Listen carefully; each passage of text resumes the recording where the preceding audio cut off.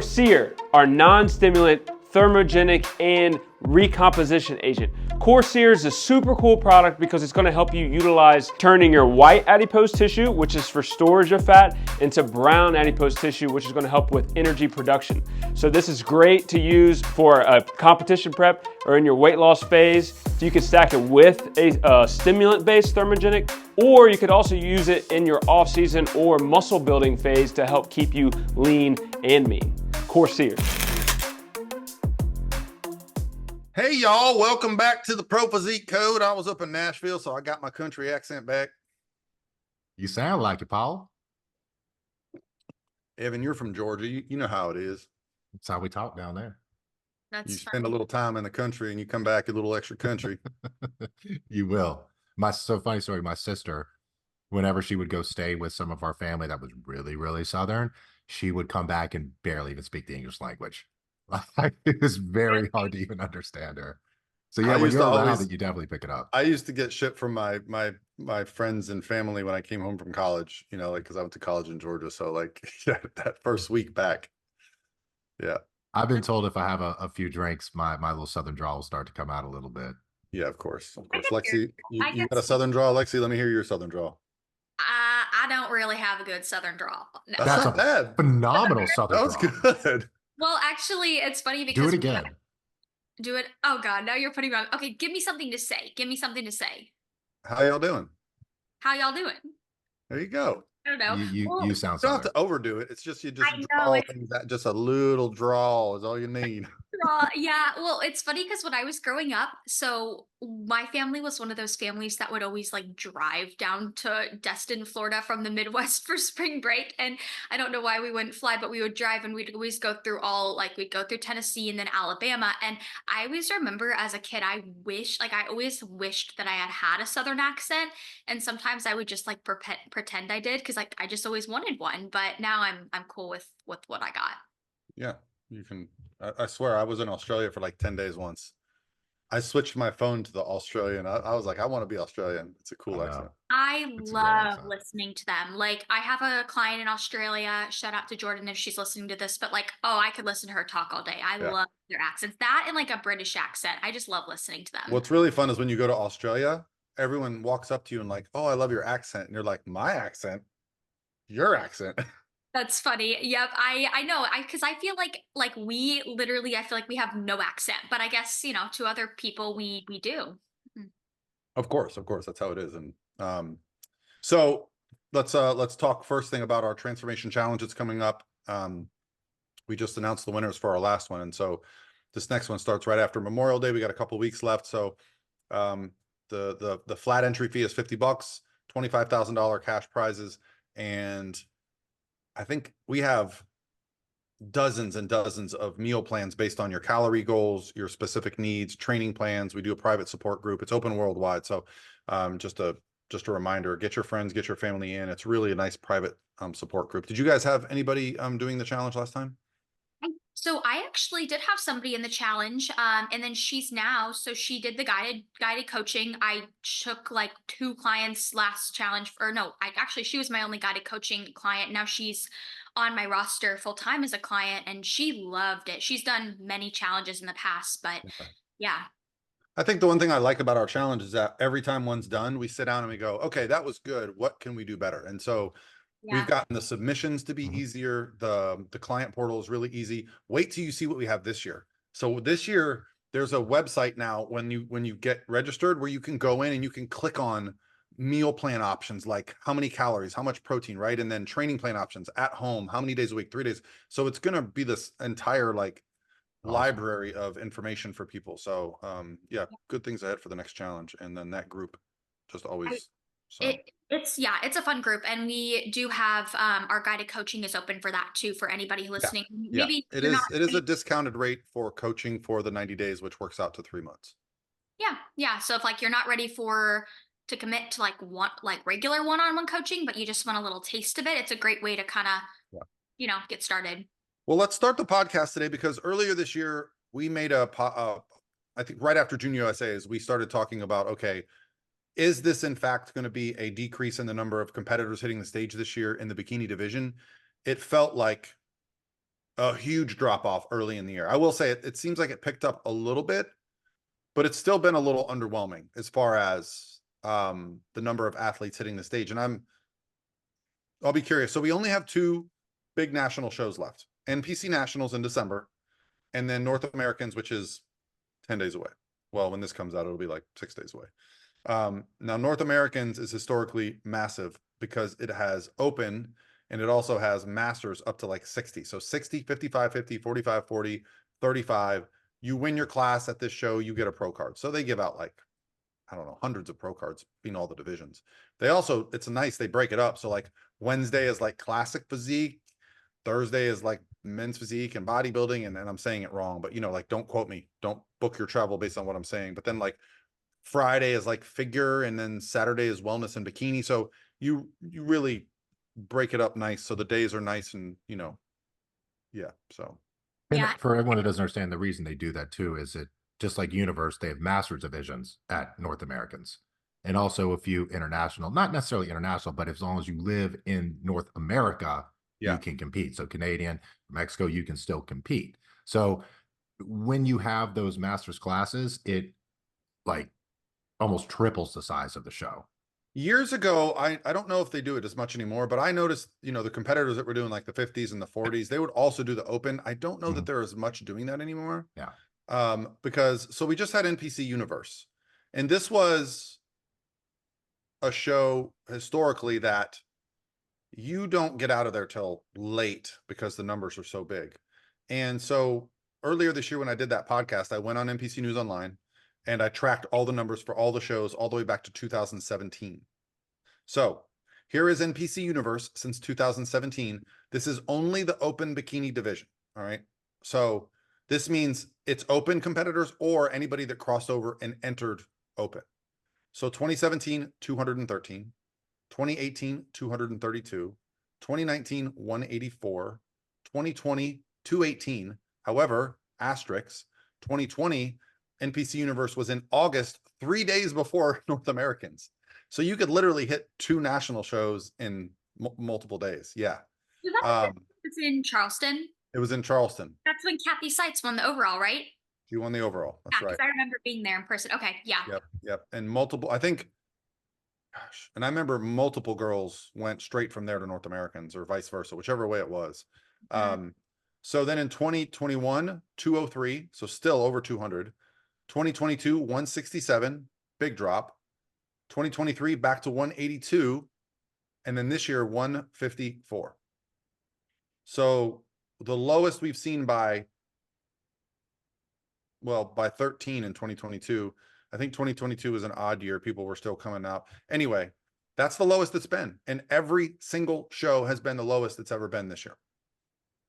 Yeah. So we had 52 at Junior USAs, 113 at Junior Nationals. Then you go to USAs, which is, in my mind, Evan, and you probably agree with this, USAs and Nationals were the 2 real national shows. Like back in the days of lore, I know no one's going to remember this, that was the only 2 places you actually turned pro, was winning the overall at that shows, those 2 shows. The Junior Nationals and Junior USAs, they were qualifiers to go to Nationals. You didn't get pro cards there. Is that where the term junior then comes from?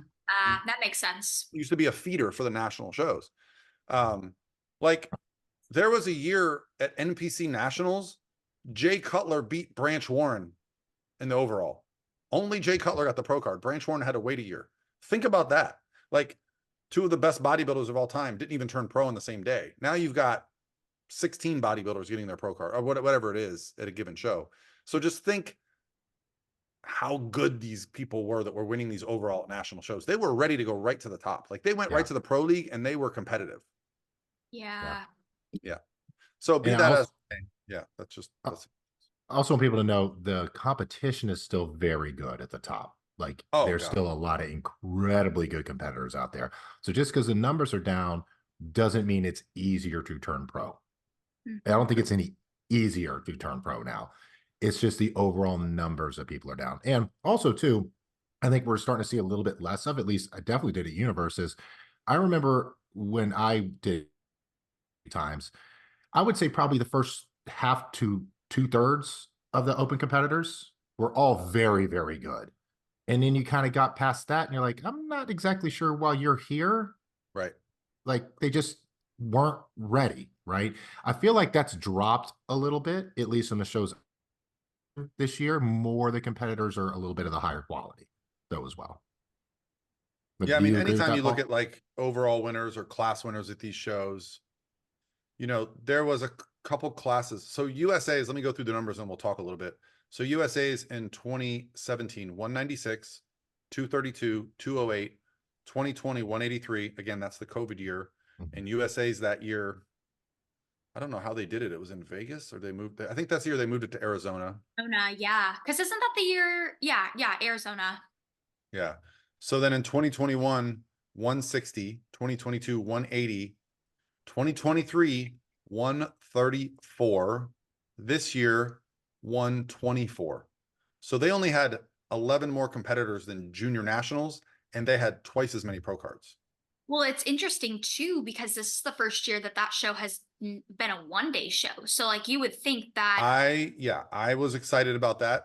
I have not gone to that show since 2019 for that reason. I said, I'm not going anymore if they're going to keep it a 2 day show for me to travel to the West Coast. And also when it was in Arizona, not for nothing. I just, that area, it was like a cheap hotel was $300 a night. And I'm like, you know, and I even had a couple girls turn pro when I wasn't there, 3 in 1 year.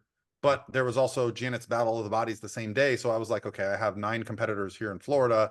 Am I going to go out there for 5 competitors? You know, so, you know, yeah, and part of me wonders too if I mean, we always hear that NPC. I mean, I do feel like the NPC number of NPC competitors in California and like Vegas is pretty prominent, but I almost wonder if it is kind of that circumstance for some competitors who are like, in Florida or in the Northeast or even in Texas, like not wanting to make that big travel over there. Because I mean, that is I mean, especially for us in Florida, like it's really hard to find direct flights from here to California or even here to Vegas. And if you do, they're like an arm and a leg. So I wonder if that's a little bit of a deterrent for some people.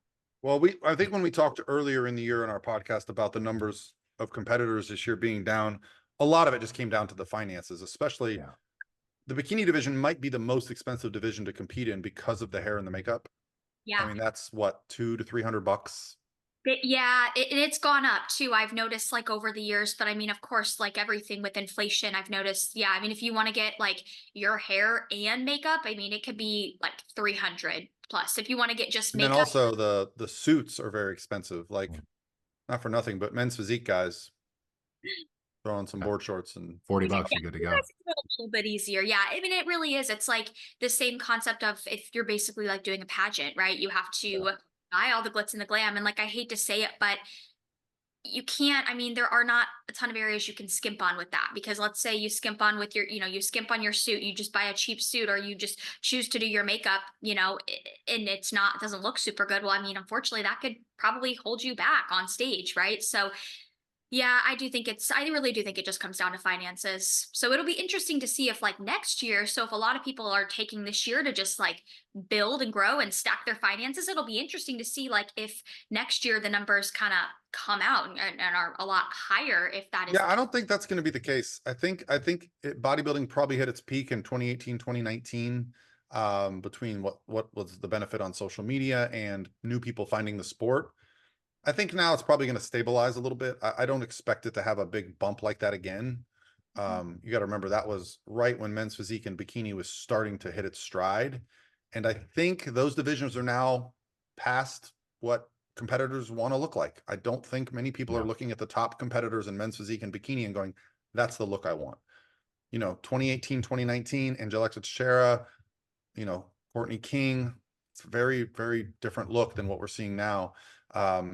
And in a men's physique, I mean, gosh,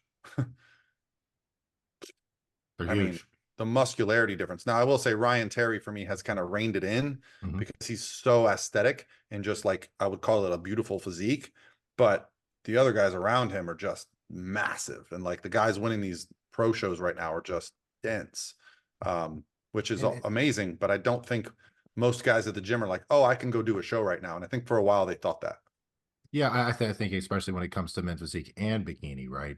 If you have a naturally super tiny waist, you can get away with being not quite as Mm. muscular because that creates the hourglass shape or the V tape or whatever division men or female are talking about. But like me, I don't have a big waist, but my waist isn't 26 inches. That means up top, my shoulders, chest, lats got to be gigantic to make my waist look as small as some of these guys that literally have 26-inch waist. So Yeah. the reason that some of these guys like Ryan Terry can get away with not being quite as big is because of their builds. Didn't you say And they he was still one of the flow few so good. guys that actually was under the weight cap? Because they Yeah. added the weight caps last year, but it did not take place until after the Olympia. But Mhm. had they weighed people at the Olympia, I believe he was one of the few guys that would have been under it. I think there was somewhere like 2 to 5 guys in the entire Olympia that were under the weight cap last year. Right. Yeah. Yeah. So Now, granted, as well with that, when you don't have to worry about a weight cap, you just eat all day and go. oh weigh yeah, every yeah. other I'm day sure too. they So all would have figured out a way to make it, but I'm Yeah. just saying, like, naturally speaking, like without, you know, taking drastic measures, he was fitting. Mhm. Yeah. So it's just, you know, it's just data. It is what it is. But also, like, we were at the NPC Tampa show. They had 100 NPC competitors. Yeah, I mean, I remember prejudging was literally done by before 10. It started at 8 It's for 90 minutes. Now they don't do routines at Tampa because historically that show has ended after midnight or 1 in the morning. yeah. But yeah, they were done with all of NPC prejudging by 9:30. Yeah, And you had a crazy judging panel. Like, you know, that's I actually thought there would be more men there, because when you get Tyler and Bill on a lineup, all the guys want to get in front of those guys, you know, and Steve Weinberger was there too. So, like, you know, that's I thought the classic and men's physique guys were going to be bumping. And then the following weekend, we went out to the Texas Pro in Dallas, Texas, which has the most NPC cards of any state. That's what I've been told. And they had about 100 NPC competitors there too. So yeah, I'm a little shocked at some of these numbers. Now, I don't know. Yeah, it is what it is. It's just data, but Yeah, and also too, the hotel prices these days are just exorbitantly high. I mean, remember when they used to have nationals in Orlando, we would go yeah. stay at that Hyatt, it'd be, 180, $200 a night, maybe. Yep. Now they're over 400 a night. And I mean, you go try to stay 2 or 3 days in that. Most No, people I've can't actually afford gone that. back to for a little while there. I was just getting the host hotels. Now I've gone back to the Airbnbs, or I'll put the host hotel into a map and I'll look at the prices around it and Yeah. find something, you know. I think that's the smart way to go if you're really trying to like budget. Because I mean, the place that we stayed at, Paul, for the Pittsburgh Pro, that was so like it was huge. It was so nice within walking distance, and probably was about the same price as a hotel room if I had to guess. Oh yeah, and we had a kitchen, we had a gym, we had everything. Like, it was really nice in there. Yeah. Yeah, yeah. Well, anyways, you guys want to dive into our little topic today? Just do it. Let's do it. All right. So I had the idea to make a video, or not a video, our podcast on things you need to be a successful competitor, and then things you don't need to be a successful competitor that maybe you think you would need. So I just kind of made a list, and we'll just kind of go through some of these and chat. So do you guys want to start with, well, we can go back and forth. Do you want to start with things you need to be a successful competitor, or do you want to start with things that you don't need to be a successful competitor? I mean, I feel like things could be on both lists. So True. I think it's the item, and then maybe we decide if it's the thing you need or don't need. Sure, sure. And we can kind of Like a cold plunge. Every competitor must cold plunge. No. Well, okay, so one of the things I put on our list that we can start with, because we touched on this last podcast episode, if you guys listened. So things that you don't need to compete that I think this is something sometimes females think they need is breast implants. And we did talk about this the last podcast episode, so I don't think we need to go too into depth on this, but I do feel like it's still kind of a stereotype that like, oh, do you need them to be successful? No. I mean, do a lot of competitors have them? Yes, but do you need them to be successful? No. No, you Zero. absolutely don't. 0%. I mean, honestly, just the amount of things that you can do to augment your suit to make it even look like you have an augmentation. I think the issue is, like, women at low body fat are not going to have their normal full chest that they might have. And so that can maybe be tough to deal with. Yeah, and I mean, I think you have to consider too. It's very different for everybody, and I don't feel like I don't want to compare like what I can do to what other people with implants can do. But like I know for me, I have a lot of training restrictions with mine. Like I can't do pull-ups without like assistance because it just feels really awkward to hang like that.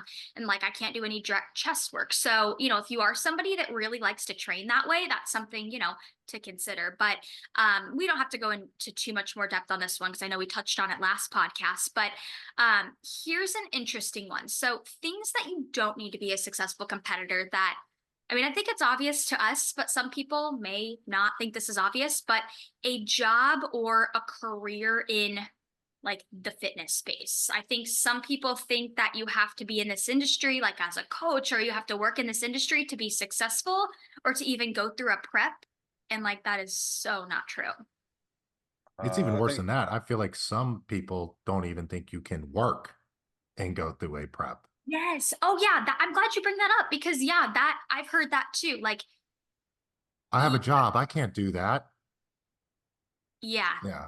Or and granted, I know it can make things tougher, but like people that have kids, like I know that it can be a little bit tougher if you do have kids. I mean, I guess it depends how you look at it, but I mean, yeah, and I guess I feel like that comes from, if you think about it, a lot of the top level athletes in this sport are, a lot of them, you know, have used their like success in the sport and they've gotten sponsorships or they become coaches or they've kind of used their success in the sport to create a career out of it. And I think that's why some people think that in order to be successful, that you have to like have a job within the industry. Yeah. And again, you're looking at the few at the top, right? And you can kind of do that with anything. Like if you look at basketball and say, oh, you should make the money LeBron James makes, well, you're picking outliers here, right? Compared to everyone else. So yeah, I mean, a lot of people at the top level of the industry do well, right? But they've also position too. And most of them did not start there with that. Yeah, my thought on like I think it can actually be a disadvantage because I think some people get too close to the industry, they get a sour taste in their mouth. I actually find it helps if you have a detached reality outside of your world. Um, I mean, I get, you know, the top open bodybuilders, that's a different animal than just about every other division, right? They can make Yeah. multiple years salary from winning the Mr. Olympia. You're not surviving winning the Miss Bikini Olympia. Sorry. No. So it's a different animal when you get to that level, and the sponsors are going to pay a little bit more for the open bodybuilders. You know, that's where you're probably going to get your people that can actually just live and work year round. The rest of everybody in this sport, you know, there's a natural inclination to like, if you look really good, someone might message you and say, hey, I'd like some coaching, and you can be like, oh, I don't really offer that, but okay, you can. That's kind of how I started. You know, people started asking me stuff, so I think there's probably a natural way to like fall into that stuff, but there's no reason. I mean, yeah. No. And I mean, I think you bring up a good point there, Paul. I know I had a discussion with one of my clients last week and she was offered like a personal training job and she started it, but she's starting to realize she's like, you know, I need like I need a career that's a different, like away from my passion. Because I think for some people, if you mix your job with your passion, I mean, it can work out really well. Like, I feel like I love doing this job and it's also like my passion, but some people struggle if they don't have like a detachment there if their work is in the same industry as their passion, because sometimes for some people that can cause a little bit of like resentment or burnout a little bit easier. So I think it's just you have to kind of know who you are. I mean, some people can be a competitor and then also work in this sport and they, you know, works really well for them, but for some people that it doesn't work as well. Like, so that brings up a really, really good point there. Because I can tell for me personally, it was way easier for me to be on plan and not struggle or anything like that when I had like my regular job, right? Now, if I'm really on plan or if I'm in prep and then I'm dealing with clients every day, all on prep with it, it becomes a lot all the time. And you kind of never, ever escape it. And it can end up, you know, being tough and being taxing mentally when you don't really necessarily have that break away from it.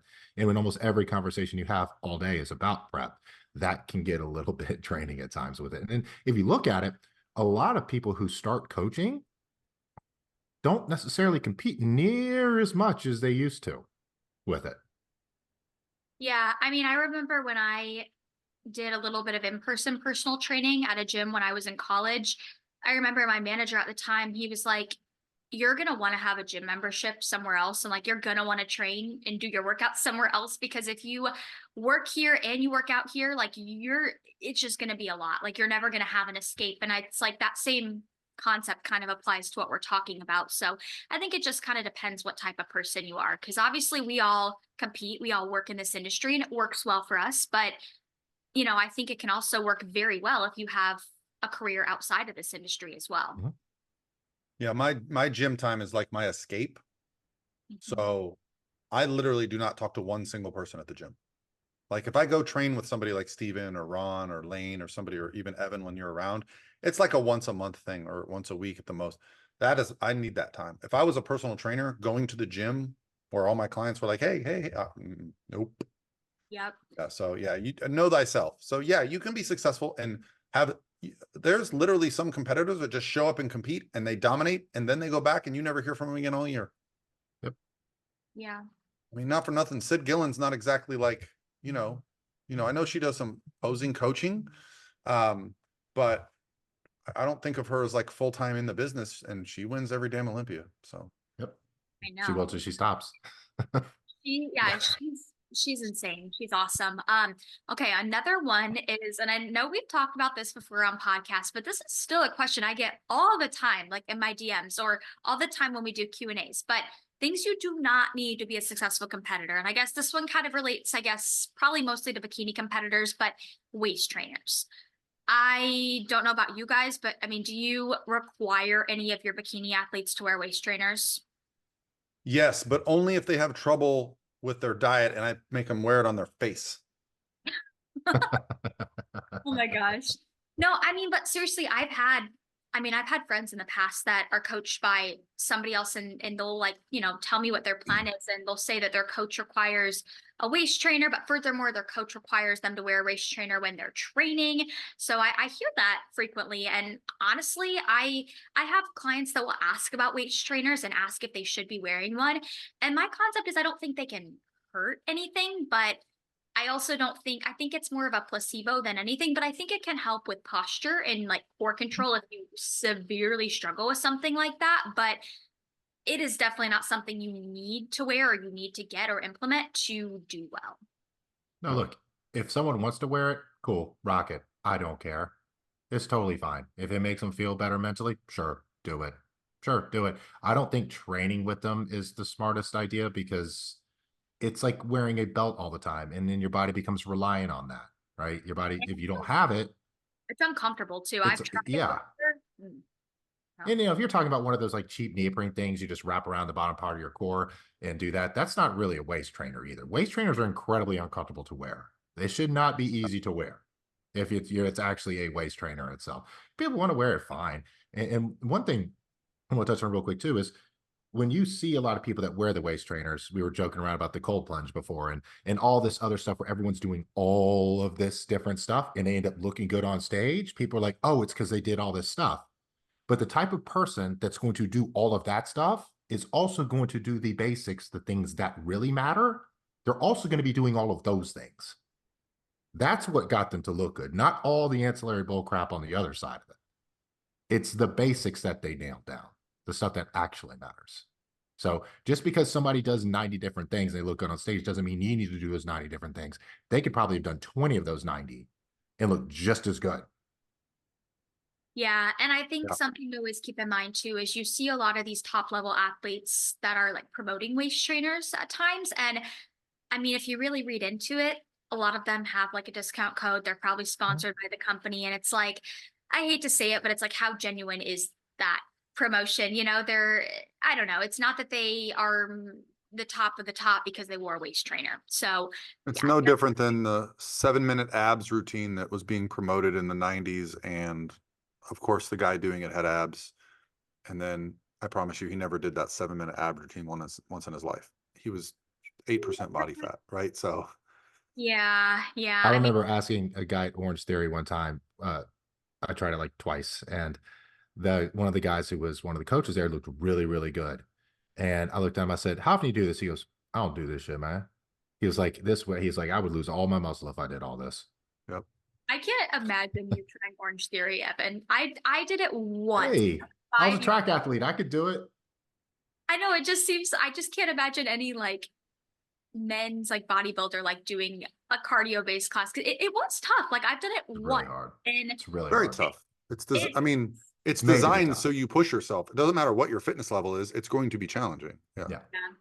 Yeah. yeah. Okay, so last one before we segue into things that you do need to be a successful competitor is I feel like sometimes there's this stigma that like bodybuilding is a rich man's sport, or you have to be like rolling in dough to do this sport. And I think we can all agree it is an expensive sport. Like you have to budget for it, but I don't necessarily think you have to be the most wealthiest person in the world to be able to do this sport. No. You don't need to have. So here's the thing you got to think about. If you're not going to do bodybuilding, what else are you going to do? When people are like, oh, bodybuilding's so expensive because I eat so much, I go, yeah, but you don't go out drinking 3 nights a week. Your Yeah. free time is spent in the gym. It's cheaper compared to just about any other thing we're going to do. Mhm. Going to a show might be expensive, but a gym membership, eating, you're going to eat anyway. So Right. I always thought that was a silly kind of comparison. Now it can get expensive, like the open bodybuilders that are running multiple drug cycles. I mean, that stuff can add up. But I think for the average person, the sport is, I don't know. It definitely made my life better. I Yeah. could definitely correlate that too with people that say healthy, right? And be like, well, bodybuilding is not healthy. Like, well, It is for me. I guess technically it may not be the healthiest thing, but even at extremes of bodybuilding, not like the most extreme, but for the vast majority of people, it's still a healthier life than they would be living without it. Well, and I think when they say bodybuilding isn't healthy, they only highlight a bodybuilder on stage or like a week out or 2 weeks out or something Yeah. like that. And yeah, like obviously you're compromising some things then to look your best for that show day. But the overall approach that you're taking to eating and training and lifestyle is, when we were talking to Sandy Williamson about the NPC women's workshop that they do, Mhm. they do it every year in like January to start the year off, or February. And, they have a room full of hundreds of women.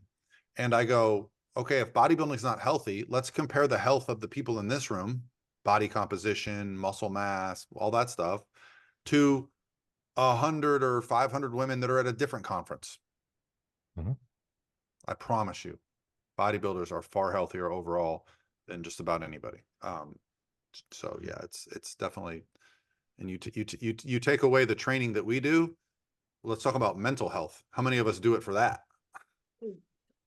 Yeah, I always say I am a better person after I train. Like my parents always knew that, like growing up. Well, not that I did bodybuilding a ton when I lived at home, but I hear a lot of people say that. They're like, all right, let me just go to the gym and I'll be a lot better of a person when I come out.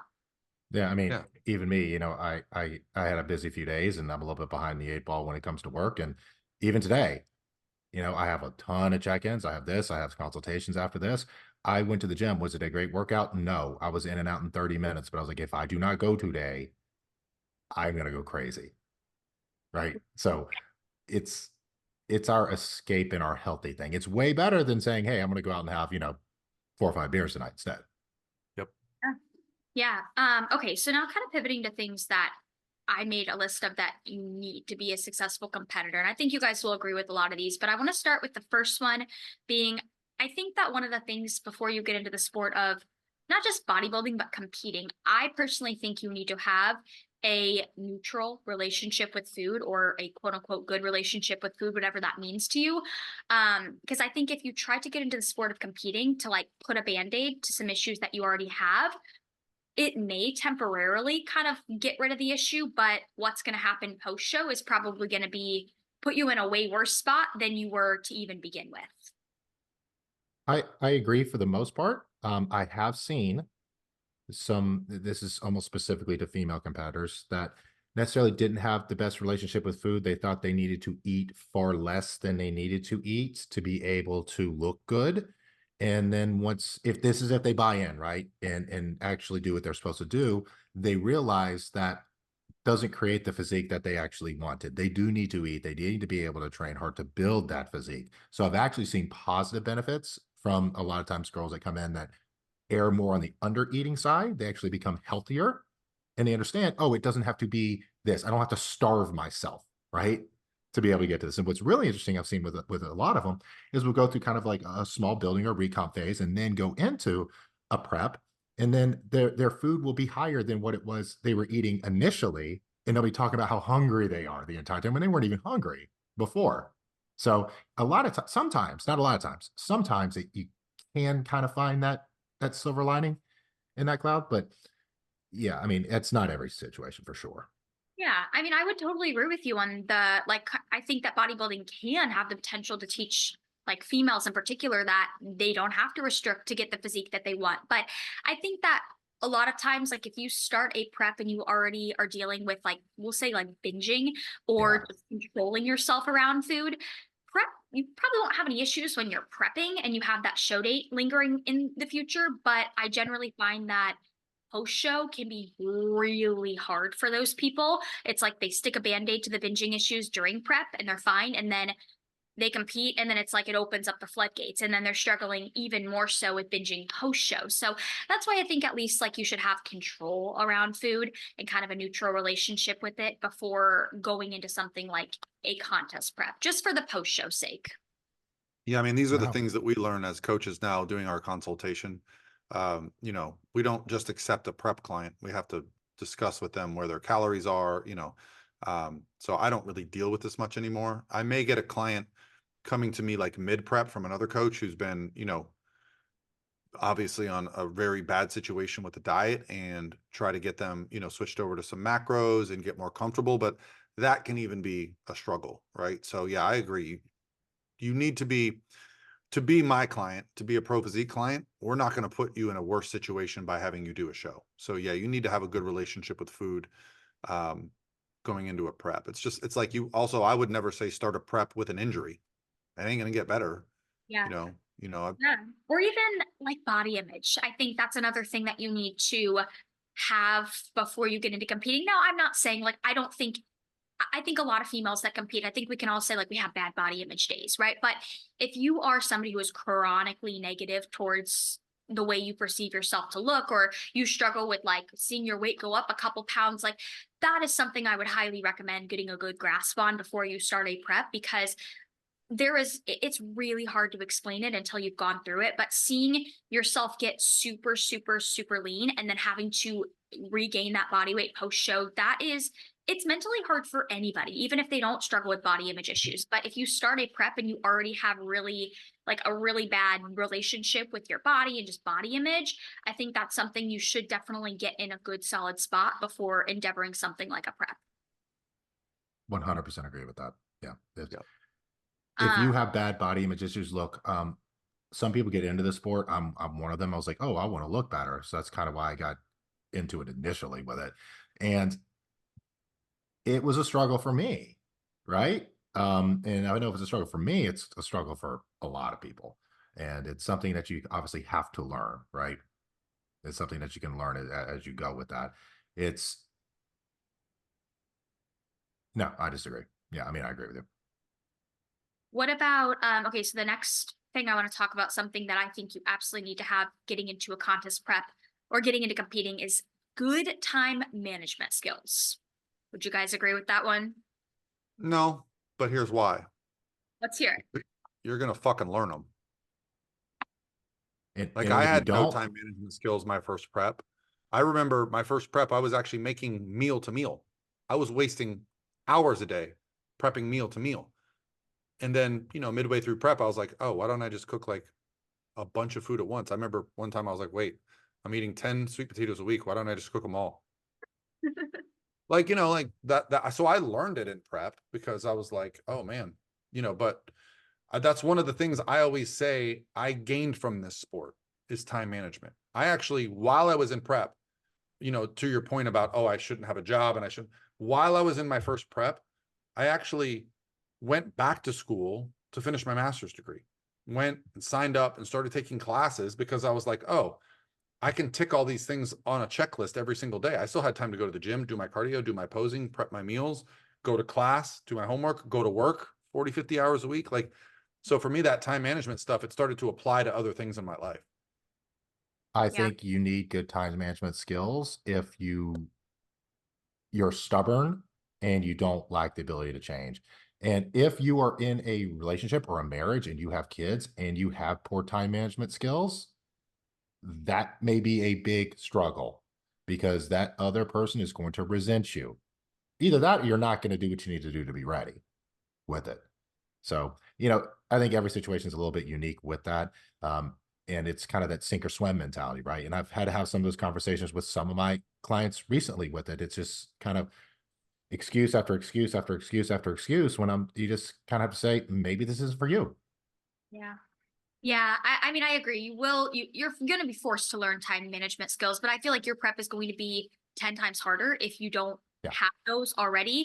I mean, you'll eventually learn, but I mean, I can even think back to like last year in prep, the days that I always found to be the most challenging were usually the days that I just had not planned super well. Like I hadn't gone into the day with a really structured, like block scheduling kind of plan. And I was kind of just like floating and getting by. Those were always the days I found that were really hard. And sometimes I'd have the thought of like, oh my God, I don't know if I can do this. But that was just because I lacked a little bit of time management skills on those days. So I think as long as you go into prep when you have a good solid plan and routine in place, like it's going to just be a lot easier than if you're floating by and just doing things task for task. Also, too, I think kind of on the opposite end of the spectrum, if you're incredibly type A and you have to live your life on a very strict schedule and you're on prep, a lot of times that can be tough for the people around you with it. So again, it's one of those things about balance, right? And it's also something most people are never going to get on their first try, right? I mean, this took me a ton of shows to learn what works best Oh yeah. for me, right? And that's why, you know, I work with a bunch of newer competitors that have a lot of talent and they got really big goals. And they'll say, "Hey, I want to prep, I want to like grow for 2 years before I even go do my first show." I don't necessarily recommend that because a lot of the skills you're going to need to be a good competitor, you only learn through competing. You don't learn them through the other aspects on things. You don't. And then they get so focused on wanting to be so perfect going into that first show, they put so much stress on them because of all the work they've done building up to this one thing. And I tell all of them, it doesn't matter. Your first show, you're never going to be at your best. Your posing is not going to be right. You're going to be nervous as hell. And all that work you put in, which I love, it's great. You'll definitely do better than if you didn't do that work. But that amount of pressure you're going to put on yourself is going to be the downfall in everything you're trying to prevent. Yeah. Yeah, I don't think you'll ever get to that point where you're just like you feel 100% ready. Like, and I think that's for anything in life. If you're always just waiting for that time to feel 100% ready to do something, it's probably never going to happen, right? I always tell my first time competitors, the most progress you're going to ever make is after your first show. Because your first prep, like for myself, like I said, I learned things like time management. I learned the actual nutritional value of a lot of foods that I just was guessing at. I actually, learned how to create a schedule, how to train with proper intensity, like all these things you learn. And then when the show is over, now you can apply that to an improvement season for the first time in your career. You can keep your nutrition in a better place. You understand how to train properly. And if you just competed and didn't win the Olympia, which no one ever does, you're now more motivated to come back better. So you've got this like itch to go in the gym and have a good workout and then have a good meal and then, have another good day. So I'm telling you that first prep is almost a must to set you up for long-term success. Yeah. Yeah, I agree.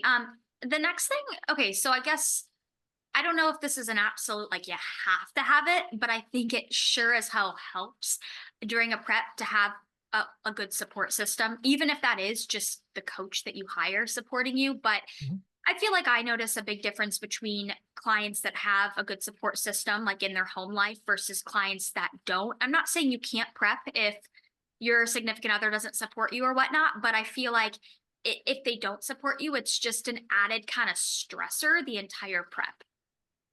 Yeah, I think it's very difficult to prep if you have someone that's an antagonist against you. Yeah. That to me is the biggest part. If your significant other wants to fight you every step of the way, or let's say you live at home and your parents want to fight you every step of the way with that, it's not going to be good. And it It's doesn't have not. to be a fight, Evan. It can even just be like backhanded comments like, Yeah. oh, you're going to bring your food to the restaurant. Oh, you're tracking that. Oh, why do you check your weight every day? You know, I've had competitors that were in that kind of a situation and didn't even realize how it was negatively impacting them until that partner left. And then they were like, wow, I just, all of a sudden I have all this stress off of me because I don't feel like I'm being judged for every little thing that I do for my hobby or my passion. So Mhm. definitely when you have somebody that kind of has your back versus is kind of making snide remarks or just passively aggressively opposed, I think it's massive. Yeah, That's true, Paul. I didn't think about that. It's the snide remarks are almost more so than being like, hey, like, I just don't want you to do this, but I'm not going to fight you on it. I'd rather have that than Right. someone that's the snide remarks or the, yeah, yeah. I that's went a tough spot to be in. I went through that in well, part of my first prep when I moved. So the only time I moved back home after college was the summer after my freshman year. And so I lived at home for like 3 months, and my parents divorced when I was really young. So I would like that summer I went back and forth between my mom's house and my dad's house. And my mom, God love her, like she supports me now, but at the time it was that exact same scenario. I would get those passive aggressive comments. I would be in the kitchen making something and she'd be like hovering over my shoulder, rolling her eyes, asking me what I was making, when was I going to be able to eat real food? And like that really wore on me. And that I would say that's like that summer was the closest I had ever come to, like, I would say, being depressed.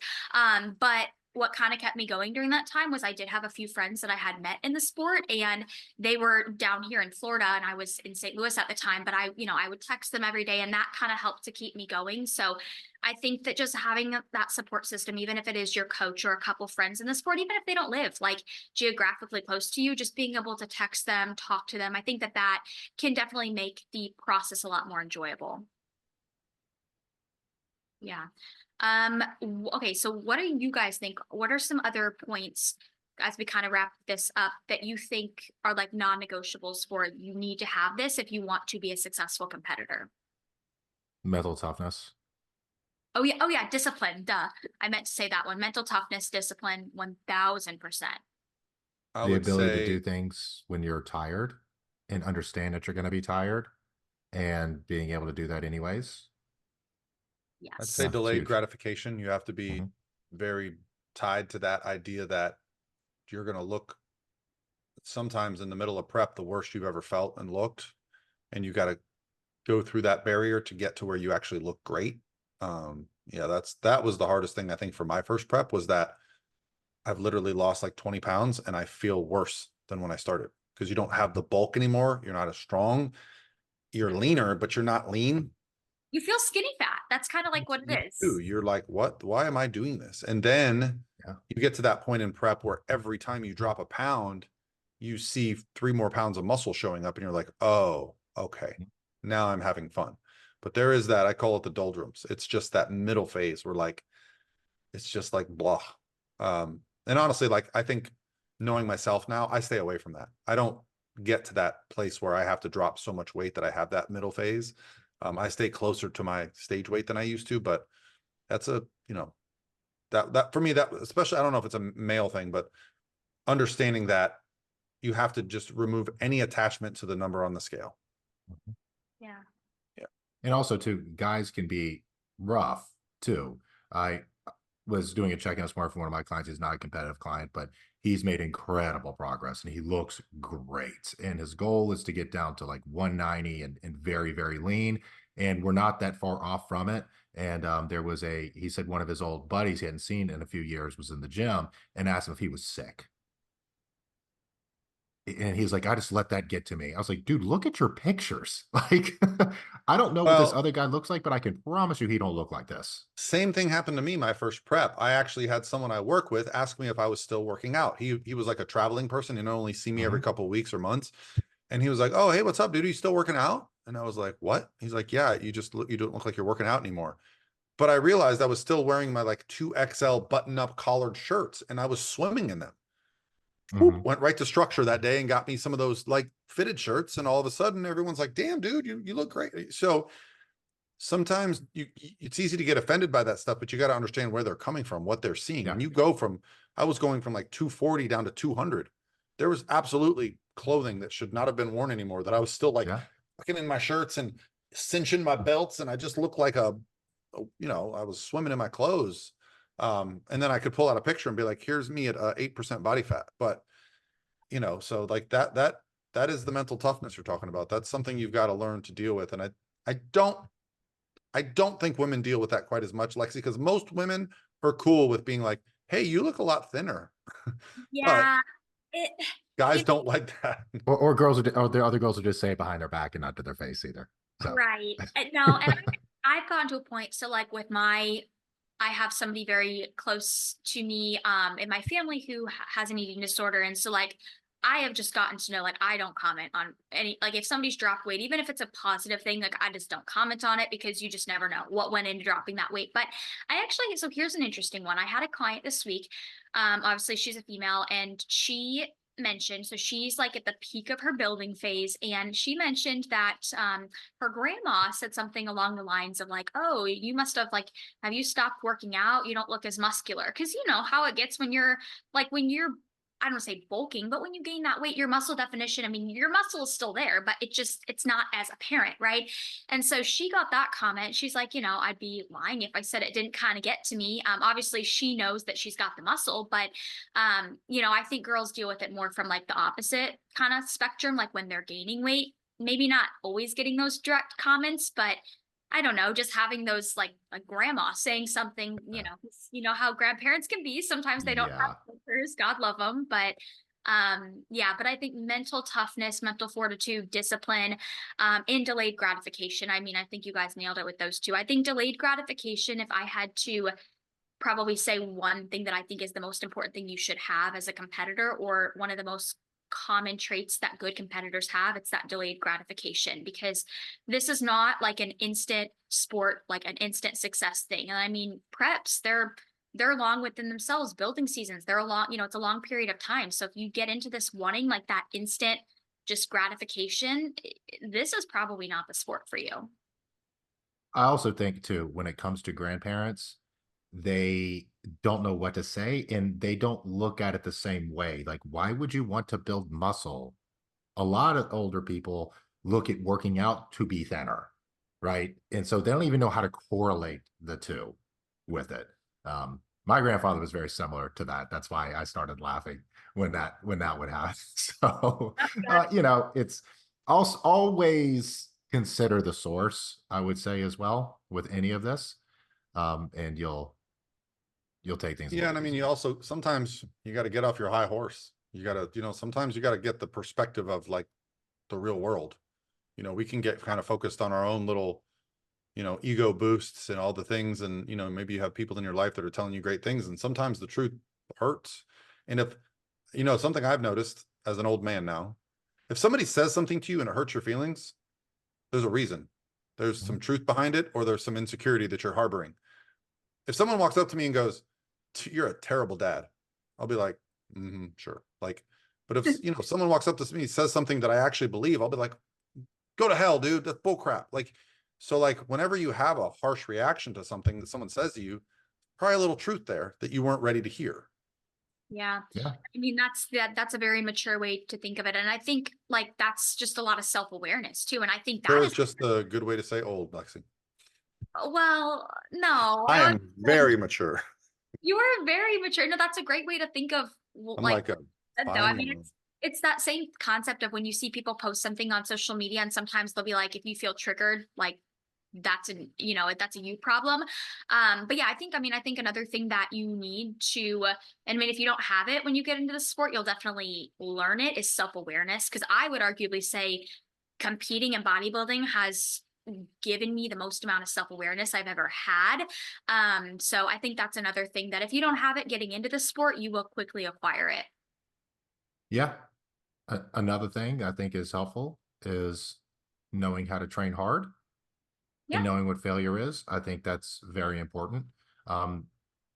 We haven't talked a ton about training with any of this stuff, but this is bodybuilding, right? Like how you train is important. on Yeah. things. Knowing how to activate your muscles are important. Even in bikini, knowing how to flare your lats is important. Knowing how to control your body is important. And you can learn those things throughout the process. You don't have to know them all as you get there. But if you have to be willing to learn as well. Like I had a girl that hadn't really been on a ton of structured training and or a diet, and then in 8 months she just won every one of her classes. It looks like a completely different person, but she had the ability to really learn all of that through a short period of time because she focused on it and she put in the work to do that. You have to be willing to do those things. Yeah. You have to be coachable. I think that's another thing. Yeah. You have to, if you're going to be a competitor and you hire a coach, you have to be coachable. Like, I mean, I guess you don't have to be, but the most successful competitors are always going to be the ones that are coachable. They listen, they take feedback. They're not afraid to do something that, is maybe different or that challenges them. But I think being coachable is extremely important. Me and Paul were talking about this a few weeks ago. The most frustrating thing on the planet is having someone that has all the tools in the world and isn't coachable. It is the most frustrating thing you will ever run into. Yeah. Ever. Because you know how good they could be if they would just do the right things. Yeah. Yeah. Yeah. Watching them make changes to your programming or adjust things, add in substances, change their cardio style, and negatively impact their physique. And you're like, I didn't ask you to do that. Why are we doing this? And oh, well, I thought it would work. Yeah. Like that's the most troubling thing as a coach, especially when you have success, is like, people get in their own heads and they just start making some changes. So yeah, it's a difficult thing. As a competitor, I know you want to kind of feel like you have control, but if you have a coach that you trust them, Yeah. because you don't really know if it's working if you're just doing half the plan or 70% of the plan. And getting outside feedback, getting people DMing you or messaging you, you should be doing this, you should be doing that, and then you're not relaying that, or you're just not blocking that out. So yeah, too many cooks in the kitchen can be a problem, I think, Yeah. as a competitor. I mean, that's a topic within itself, 1000%. Yeah. Or, I mean, even like if you're doing less than what you're being prescribed, that's an issue. But even if you're doing more, like if you're, I'd say more is more likely the problem. I think, yeah. I mean, I know some people, like, I think newer clients sometimes think like, oh my God, okay, coach told me to do 30 minutes of cardio, but I was feeling really good today. So I did a little extra, like, this is awesome. But like, no, if we wanted you to do more, we would tell you to do more. So yeah. I run into that every now and then with some people. It's like, hey, I felt really good, so I did some extra cardio today. And I'll look at everything and I'll say, okay, we got a little ways to go here. If you felt good and you want to do that, I'm actually okay with you doing that. Yeah. My issue with it is when people do it on their own and then either they don't tell me or ask and they lie about it. Or if I'm like, hey, I understand where you're coming from with this, but we need to back this down. This is not going to be beneficial for us. And sometimes, and then they need to make it's those going to changes. cause they're happy that day or the next day, but they don't realize next week when they binge, Yeah. that's why. Or next week when they get sick, that's why. Or they get hurt, that's why. So there is some kind of, we've been doing this a long time. When we set plans up, it might seem super basic to you, but that's because we've made a lot of mistakes and we've created a platform that we know works. Yeah. Yes. Yeah. Well, any other things you guys want to kind of wrap up this podcast with regards to things you need or you don't need to be successful You competing? need to be with one of the amazing pro physique coaches, or else you'll never do anything good. I wouldn't say that. I'd say No, we do our Obviously best. kidding. it Obviously certainly kidding. does help to have a good coach or somebody who cares about you just as a person too. And if you guys are just interested, we don't charge anything. Just go to prophysique.com, hit the sign up button, and we'll set up a free consultation. That's what we do. Like, that's the whole point of the consultation, is to discuss if it's a good fit, if your goals match our goals, if our philosophies match your philosophies. But yeah, that's Real quick, we do charge for coaching. We just don't charge for the consultation. yeah. The consultation is We gotta if you put want it to on our coach. plate somehow. Yeah. And I mean, I think another thing too is like, I know all three of us, we are not salesy either. Like, we're not going to do a whole sales pitch. If you get on a free consult with us, it's not going to be a whole sales pitch. No. It's exactly what Paul just said, getting to know you, seeing if it's a good fit. and yeah, going Well, from we also don't do DM outreach. We're not assholes that are in other people's direct messages that are competitors. We don't do that. So like we're Chick-fil-A. We've got people coming to us because we're good at our jobs. We don't have to be in people's DMs. I'm more likely to talk someone out of working with me than trying to work with me. yeah. Honestly, because I'll be very honest, like, I don't think you're in a place to be able to do this. Like, the food's probably not the best spot. Like, I understand this sounds really great, but I've seen people in your situation before. And when you get into this, it's going to be very difficult. And I make sure to lay it all out front for them so they have all the ammunition ready to make a decision. Then if they're ready to go, cool. You know all the roadblocks we're running into. You're ready to go? Let's go. Let's go. But that's the reason also why I think most of us have very, very, very high client retention. Like, we don't lose clients. Like, they stay for a long time. Yep. Yeah, I agree. It's not always easy as a coach to sometimes tell a client like, hey, I don't think you're like, we can't prep and make this show. It's not going to work. Or if we do it, here's what we're going to run into. But does that mean we risk losing a paying client? But I'd rather tell them it straight like that and stand with my morals rather than just like lead them on. Yeah. And also too, we don't just say it because we want to say it, right? Like, there's a reason why. There's a reason. And if it's not going to end well, we don't need to start in the first place on a lot of And that's a lesson you learn as a coach, because you may go, you know what, let's try it. But you learn through trial and error. And, sometimes peace of mind is better than a couple bucks. And more times than not, that client's going to reach back out after they have a bad experience and go, you know what, you were right. Let's do it the right way. And not to mention, not to sound weird, but like the headaches that come along with that, right? Because you're going to have to continue having conversations. A lot of times you don't want to have with clients that aren't in good positions to start. Yeah. All right, well, let's wrap it up there, guys. I know all three of us have things to do. So let's end the code today. And the next one we can maybe, I don't know, we'll come up with a good topic. Well, yeah, this will be Monday. So if anybody wants to shoot us a DM if they're listening to this, and because we record on Tuesdays, so if you have a topic idea that you really want us to talk about, shoot us a DM, and we may make that happen. Have we done an episode at all recently about what to look for as a first-time competitor? Put it on the list. Let's make that a thing. Yeah, we can do that next week. Maybe we could do a poll in our stories and have them check and see what the highest. Yeah, let's come up with a few show options and try to poll. I think it'd be good. All right. All right, guys. Well, thanks for listening to the Pro Physique Code. We will talk to you guys next week. Make sure you leave a review and tell everybody how amazing we are.